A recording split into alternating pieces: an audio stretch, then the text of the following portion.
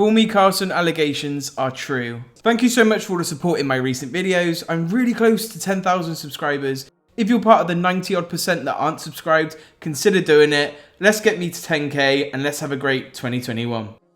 So in case you guys didn't know, CallMeCarlson the other day actually came out that all these allegations had surfaced around him talking to minors and even sending unsolicited nudes to the minors and keeping them himself. Now, I broadcasted that the other day and you guys responded really well to it. However, at the time, Carson was 19 and the minors were 17. Well, there was only one person that came out at the time and a new one has surfaced. Someone put on Twitter called Copycat. Made through to June 2019 started when he shared my grad photo on Insta. On May the 22nd, this is all I have. I was 17 at the time of these exchanges and he was 20. There's more, but the IG account I had was deleted last year. I wish I said something sooner. She then goes on to share her Snapchat and just a few of the conversations I'm going to read out for you now. So she put, "It is, and Carson King, hey, you there? I want to drop the blank stuff entirely. It's been making me feel sick thinking about it. I feel wrong for having done it, and I feel like I've led you on. I enjoyed talking to you, but it's just all too much. I feel really guilty, so I'm sorry. I've also realised I've had a crush on my friend Sarah, and I don't want to lead you on in any way. Tomorrow I'm starting my trip to California, and I think I need to just move on." Then he goes on to say, "I'm very stressed and talking to you has been adding extra stress, and I'm very scared and I feel bad about wanting to unadd you. It's just all a lot right now, and I'm not sure talking to you is a good decision." Clearly, Carson here is having conflicting emotions. He knows all along that what he's doing is wrong. So what he is doing here is paedophilia. Where the other allegations were between the ages of 17 and 19. Now the grades that he would have been in would have meant they could have been in the same grade, which isn't actually classed as paedophilia. I'm going to show, we're going to go into that further in the video. Keemstar even came out and had a few words to say about that. But it's still wrong, and here he's obviously having deep regrets. So we're going to move on to something that I personally was very uneasy about, and that is Moist Critical, who's one of my favourite YouTube commentators, is under fire, and it's all for a really stupid clip which I'm going to play. It's still just frustrating though, Fluster. Like, the last thing I want to be labeled as is a fucking pedophile sympathizer. I'm one of the hosts of a 215 episode long podcast where mainly what we do is shit on pedophiles. And now all of a sudden I'm being thrown in there with people that defend them. I don't fucking get it. However, some of his fans are really taking offence. One person said, "It makes me so sad seeing one of my favourite content creators, Moist Critical, defending illegal possession of child pornography and minor blank. It is illegal, F you guys for defending him." Basically, Charlie had to come out and say this. Twitter is a special kind of evil. In a 30-second stream clip of my first two tweets, I said it's not paedophilia to be in a 19 and 17 relationship. That's literally the same grade in high school. However, his fans just weren't having any of it. So as you can see there, I really don't see the issue of what he's saying. Also, people should form their own opinions based on the evidence that's shown, and he's very, very level-headed on all opinions that he has. He has to be. His platform's massive, very similar to Keemstar, and he's very level-headed in these situations.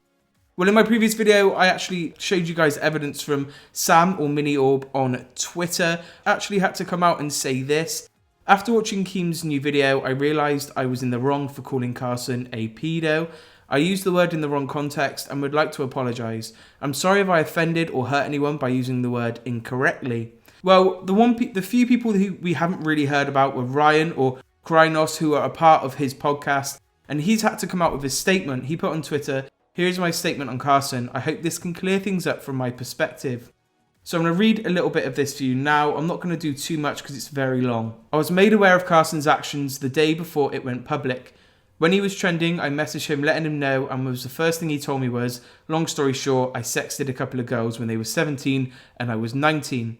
He said it so casually and immediately it was downplayed as some incident that had happened in the past, and that's what it was. I was told that this happened in the early growth as a content creator, and he apologised to both girls and solved these issues privately.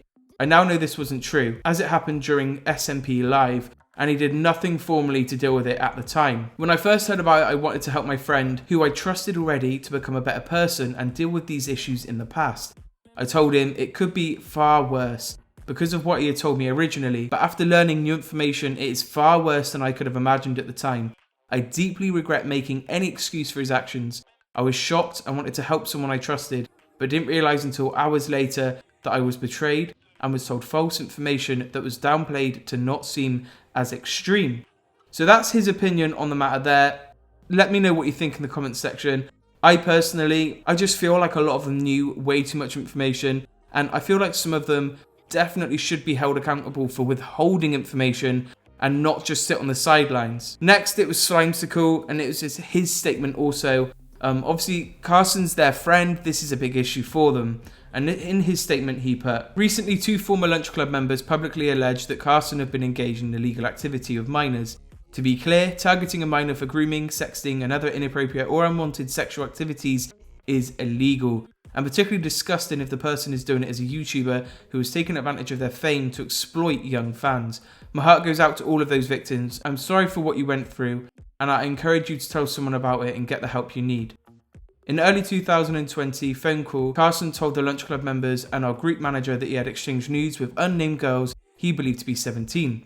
Because I suspected a crime had been committed, I immediately reported the information to the federal law enforcement, cut all ties with Carson, and withdrew completely in the Lunch Club. Although the Lunch Club manager had already asked about a final merch drop or a goodbye video. I refused these because I no longer wanted anything to do with Lunch Club or to be associated with Carson. For all those asking why I did not speak publicly about these issues at the time, this is not drama, this is an alleged federal felony involving a child. As soon as I knew about this, I took every step to protect the unnamed victim and report the information out to the authorities. A crime should be treated as a crime. If you or any loved one is ever in a similar situation, I strongly encourage you to take similar actions and report it to the relevant authorities. No person should have ever been a victim of something like this. This apology, to me, is a very, very thorough, well thought out apology. Obviously, this is something that they're very upset over, and the fact that they even reported him to the police. But some of the questions that I get around this are, why did the manager not do anything about it? When there's money involved, a lot of people get a bit sneaky with information, especially when it can tarnish your reputation. And I just feel like more people need to be held accountable for the actions. Yes, Carson is the one who did these crimes. However, people withheld information and knew this information for months, even years. So I think that this also needs to be brought forward, and I think other investigators need to put their money where their mouth is. I hope that Keemstar or someone does a bigger story on all of this, because a lot more is going to unfold in the coming days. I hope you guys have enjoyed the video. Don't forget, I upload every single day. I'm going to be streaming on Twitch tonight, so pop by if you want. I'm going to be streaming 2 hours, probably around 8 PM GMT. I'll see you there if you're there. If not, take care. Peace.